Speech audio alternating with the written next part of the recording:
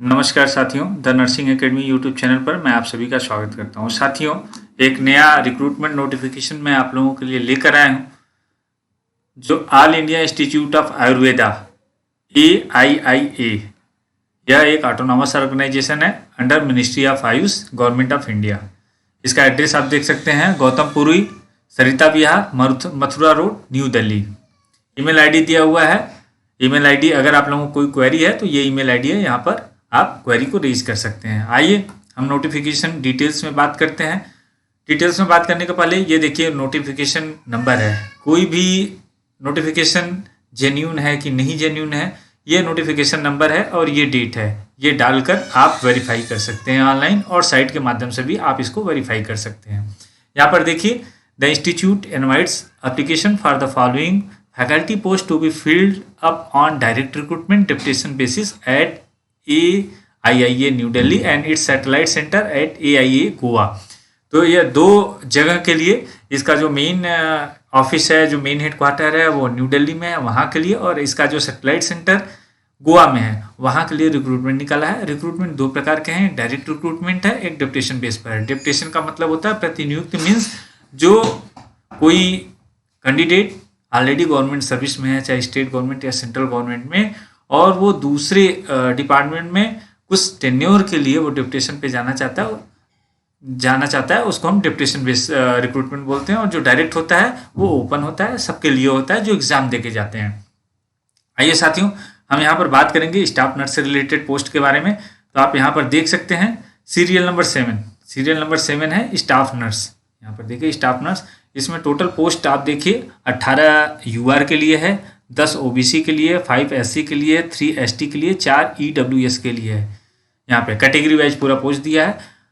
और अगर हम लोकेशन की बात करें तो 34 पोस्ट जो है न्यू दिल्ली में है, 6 पोस्ट गोवा में है। अगर हम लेवल की बात करें साथियों, तो यह लेवल 7 का पोस्ट है और डायरेक्ट रिक्रूटमेंट के अंतर्गत है। आइए हम इसके बारे में डिटेल्स में बात करते हैं कि आखिर इस पोस्ट के लिए एजुकेशनल क्वालिफिकेशन आपका क्या होना चाहिए और क्या क्या क्राइटेरिया है जो आपको फुलफिल करना है इसके लिए। यहाँ पर आप देखिए सीरियल नंबर है 7, name of the post and पे स्केल, स्टाफ नर्स है। आपका जो पे स्केल है वो सेंट्रल गवर्नमेंट का जो 7 CPC है उसके आधार पर लेवल 7 है। बेसिक है 44,900 से लेके 1,42,400 तक। Of the pay matrix as per 7 CPC। साथियों, पे मैट्रिक्स से रिलेटेड हमने एक वीडियो अपने प्लेलिस्ट में डाला है, हमारे यूट्यूब चैनल पर उपलब्ध है। जिन भी साथी को पे से रिलेटेड कोई भी कंफ्यूजन हो, क्योंकि हम जब भी किसी जॉब को ज्वाइन करते हैं, चाहे सेंट्रल गवर्नमेंट का, स्टेट गवर्नमेंट का रहा है, वहाँ पे वो मैं जो वीडियो बनाया हूँ स्पेशली स्टाफ नर्स या नर्सिंग अफसर ग्रेड 2 के लिए है। तो आप लोग जब ज्वाइन करते हैं तो आपको कितना बेसिक मिलेगा, उसके साथ अलाउंसेस क्या मिलेंगे, CT अलाउंस क्या मिलेगा, और अदर प्रकार के जो बेनिफिट्स हैं वो पूरा हम बताए हैं मोटी मोटा। और उसमें हमने ये भी बताया है कि आपको मोटी मोटा फर्स्ट मंथ का सैलरी कितना मिलेगा। तो आप उस वीडियो को भी रेफर कर सकते हैं, उसको देख सकते हैं और अपने आप पूरे डाउट्स को क्लियर कर सकते हैं। चलिए देखिए, name of the post and reservation हमने बताया 18 पोस्ट UR के लिए, 10 OBC के लिए, 5 SC के लिए, 3 ST के लिए और 4 EWS के लिए। अगर एज लिमिट की बात करें तो 35 साल ये है, नॉर्मल सबके लिए है। उसके अलावा भारत सरकार का जो रिजर्वेशन पॉलिसी है एज को लेके वो अप्लीकेबल होगा। आइए, जो मेन होता है क्वालिफिकेशन की हम बात करते हैं। ये इसेंशियल क्वालिफिकेशन है, मीन्स इसका होना अनिवार्य है। तो जो कैंडिडेट इस पोस्ट के लिए अप्लाई करना चाहते हैं उनके पास कम से कम BSc ऑनर्स होना चाहिए नर्सिंग में, या रेगुलर कोर्स होना चाहिए 4 इयर्स का जो BSc नर्सिंग कोर्स होता है। BSc nursing Ayurveda 4 years course from the recognised institute university, उसके या पोस्ट बेसिक BSc नर्सिंग होना चाहिए 2 इयर्स का जो कोर्स होता है फ्रॉम ए रिकॉग्नाइज्ड यूनिवर्सिटी या इंस्टीट्यूट। तो आपके पास BSc ऑनर्स होना चाहिए, या रेगुलर BSc नर्सिंग होना चाहिए जो 4 इयर्स का होता है, या BSc नर्सिंग आयुर्वेद में होना चाहिए, वो भी 4 इयर्स का होता है, या पोस्ट बेसिक BSc नर्सिंग होना चाहिए जो 2 साल का होता है। और वो होना कहाँ से चाहिए, किसी रिकॉग्नाइज्ड इंस्टीट्यूट या यूनिवर्सिटी से होना चाहिए जो INC या स्टेट गवर्नमेंट से अप्रूव्ड हो। Should be registered as registered nurse and registered midwife in state nursing council. आपका रजिस्ट्रेशन स्टेट नर्सिंग काउंसिल में होना जरूरी है। For BSc nursing Ayurveda candidate should be registered in state Ayurveda nursing council board. और जो Ayurveda BSc nursing Ayurveda में किए हैं उनका जो रजिस्ट्रेशन है वो state Ayurveda nursing council board या यूनिवर्सिटी में होना जरूरी है। ये फर्स्ट क्राइटेरिया है। इसमें साथियों कोई एक्सपीरियंस नहीं मांगा है, फ्रेशर्स भी अप्लाई कर सकते हैं। दूसरा कंडीशन है आपका जीएनएम होना चाहिए, diploma in general nursing and midwifery from a recognised board or council, should be registered as registered nurse and registered midwife from a state nursing council। आपका जीएनएम हो, जीएनएम के बाद आपका रजिस्ट्रेशन होना चाहिए स्टेट नर्सिंग काउंसिल में, और 2 साल का एक्सपीरियंस होना चाहिए आपके पास 100 बेड के हॉस्पिटल में आपका क्वालिफिकेशन पूरा होने के बाद। ये सेकेंड कंडीशन है।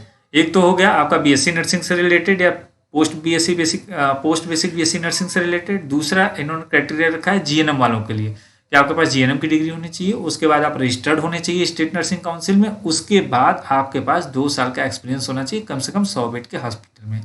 थर्ड क्राइटेरिया क्या है साथियों?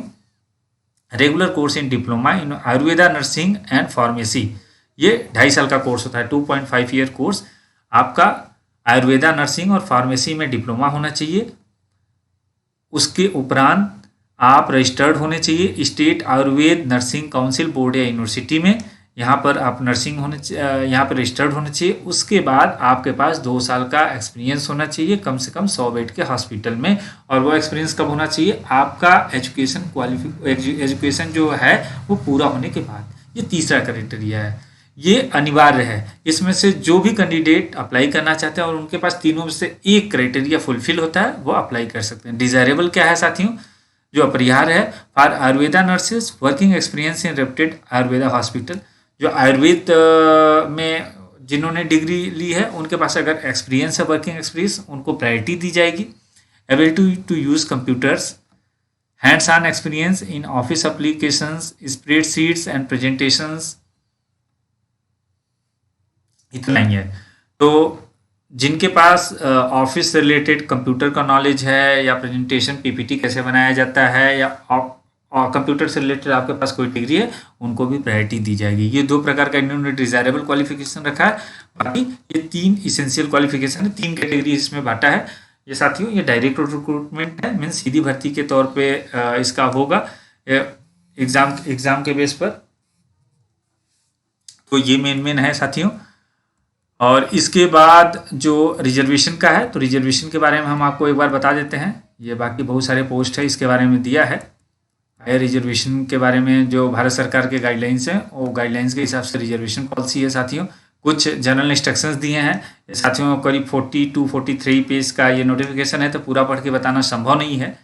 तो आइए मेन मैं आपको बता देता हूँ। आप यहाँ पर देखिए एज रिलैक्सेशन दिया है।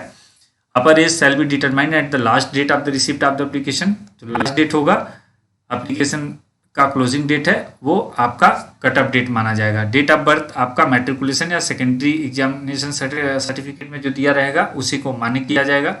जो भी SC ST OBC कैंडिडेट हैं वो अनरिजर्व कैटेगरी में अगर अप्लाई कर रहे हैं तो उनको कोई एज रिलैक्सेशन नहीं दिया जाएगा। ये मेन है जो हर जगह अप्लाई होता है। उसके बाद SC ST कैंडिडेट के लिए 5 ईयर्स, OBC के लिए 3 ईयर्स, PWBD के लिए 10 ईयर्स। जो PWD OBC कैटेगरी कैंडिडेट्स हैं उनको 30 ईयर्स। जो PWBD कैंडिडेट्स SC ST से बिलोंग करते हैं उनको 15 ईयर्स। एक्स सर्विसमैन जो मिलिट्री सर्विस प्लस 3 ईयर्स उनको, जो एक्स सर्विसमैन है उनको मिलिट्री सर्विस प्लस 3 ईयर्स का उनको मिलेगा।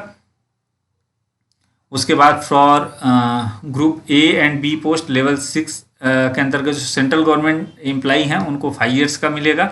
जिन्होंने 3 साल का, ये ध्यान देना है कि सेंट्रल गवर्नमेंट एम्प्लॉई या स्टेट गवर्नमेंट एम्प्लॉई हैं और जिन्होंने 3 साल का रेगुलर सर्विस कंटिन्यू किया है उनको 5 ईयर्स का मिलेगा। और जो OBC कैटेगरी से बिलोंग करते हैं उनको 8 ईयर, जो ST ST से बिलोंग करते हैं उनको 10 ईयर्स का एक्स्ट्रा मिलेगा।